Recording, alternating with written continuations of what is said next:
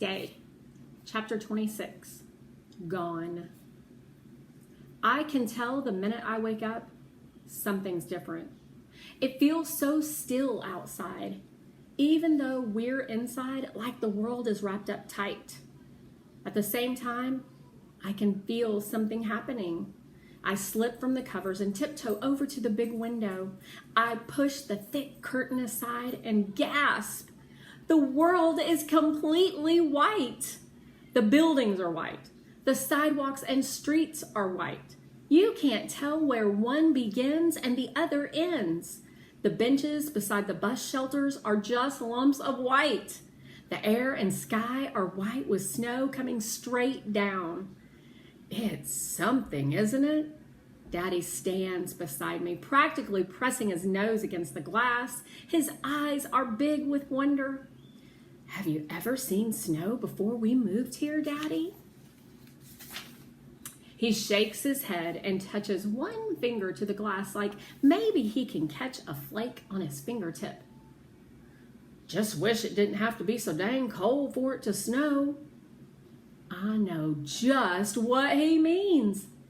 Maybe we'll get used to it, I whisper. He looks down at me and smiles. How about you and me get dressed and go down for a little breakfast?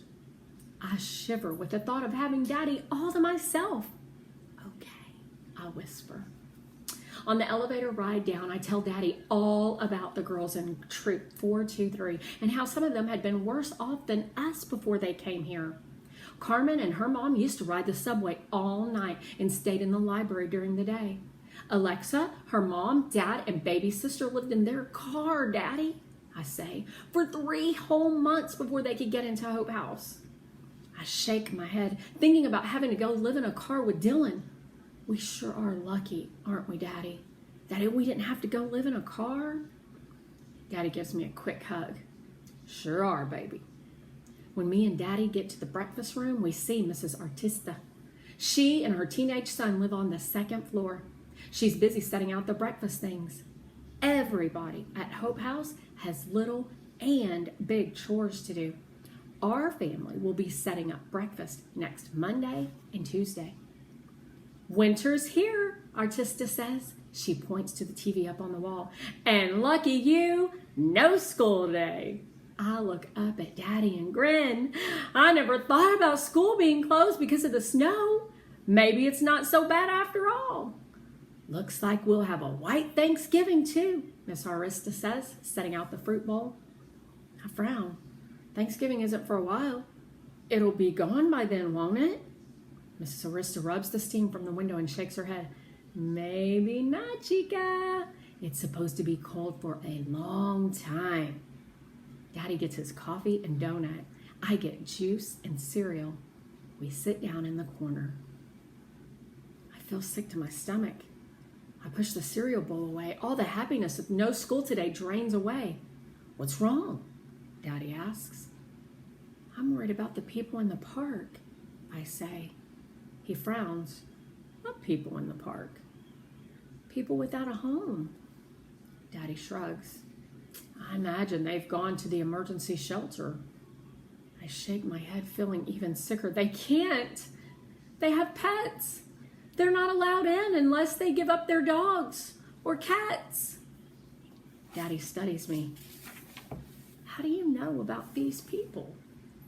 I tell him all about Ree and Ajax, Linda and Duke, Jerry and Lucky, but mostly about Baby and Jewel. Daddy takes a sip of his coffee. I don't like you being around these kinds of folks, Piper. You don't know what all problems they can have. I can just see Ree narrowing her eyes, hear her say, these kind of folks? Just what do you mean by that? Daddy, I say, they've just hit a rough patch. Like us. The difference is they can't come into the shelter because of their animals. And, I push on, Baby's all on his own. I mean, the others are looking after him too, but...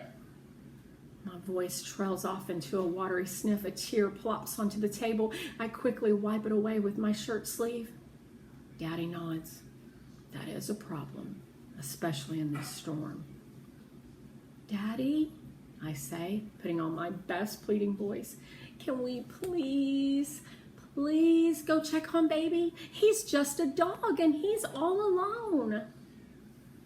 Daddy gets up and fills 2 styrofoam cups with coffee. I watch his broad back as he snaps lids onto the cups. I hope I didn't lay it on too thick. Let's take these up to your mama and let her know school's canceled. Then we'll go to the park.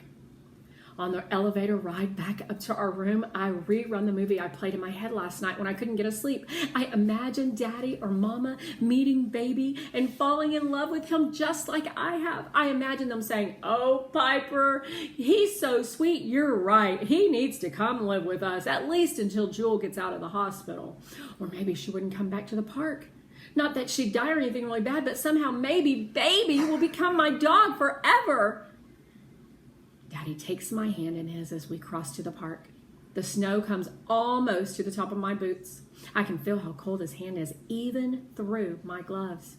Daddy refuses to wear gloves. He says he needs to feel things in order to understand them. I stop when we get to the edge of the park. Nothing looks familiar.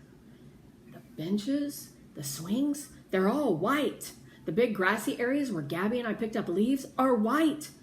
My heart aches just a bit. I still miss Gabby. I don't see how anyone could live here, Daddy says. I shake my head. I know the nooks and crannies where they sleep, but I don't see how they could be in there now in all the snow, especially baby. I tug on Daddy's hand and point over to the bathrooms.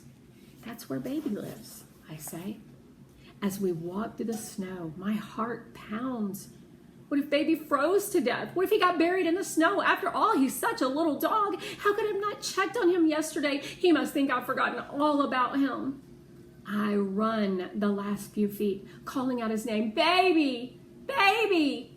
I skid to a stop. Snow is piled up against the concrete walls leading into the bathroom. The sidewalk is covered in thick snow.